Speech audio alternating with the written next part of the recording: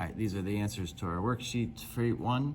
And the first question is just asking, do these graphs open up or down? Now, up is when the front number, the A, is positive, and down is when A is negative. So you look at that front number, if it's positive, then this is gonna open up.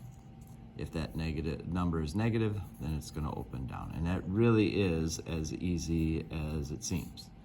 If it's negative, opens down, positive opens up. That's all they're looking for right there, all right? For the second part, it says for each of these, is it wider or narrower than this? Now this has the number 1 in front of it. So we will be wider if the number in front is smaller, and we'll be narrower if the number in front is bigger. Okay, so you're just comparing it to the 1. So 4 is bigger, so therefore this will be a narrower graph, a skinnier graph. 2 is bigger than 1, so this will be narrower. Okay, and again, we don't worry about the negative. That just tells us whether we go up or down.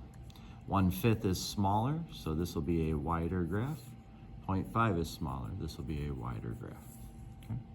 And again, it's just as simple as that. You just have to remember these two things: positive, negative, up, down, smaller, bigger, wide, narrow, right? So this one says, can you put these in order from widest to narrowest? Again, narrow will be the bigger number, wider is the smaller number. So in other words, I want the smallest numbers to start and then get bigger and bigger. So 1/5 is 0.2, that means h of x will be the smallest, 0.5 would be the next smallest, 2, g of x would be the next, and then 4 is the biggest number that we're dealing with. So that would be the order that they go in, all right? All right, and then we take these and they want us to try to match them to these graphs. So we have 2 graphs that open down and 2 graphs that open up. Of the 2 that open down, we know that they have to be negative. So this will either be G or it'll be K. Now 0.5 is smaller than 2, so K would be the wider of the 2 graphs. If I'm looking at these, I can see this one is wider than this one here. And so therefore K would have to be this graph here, and this one would have to be G of X. Sorry, it goes right there. Okay.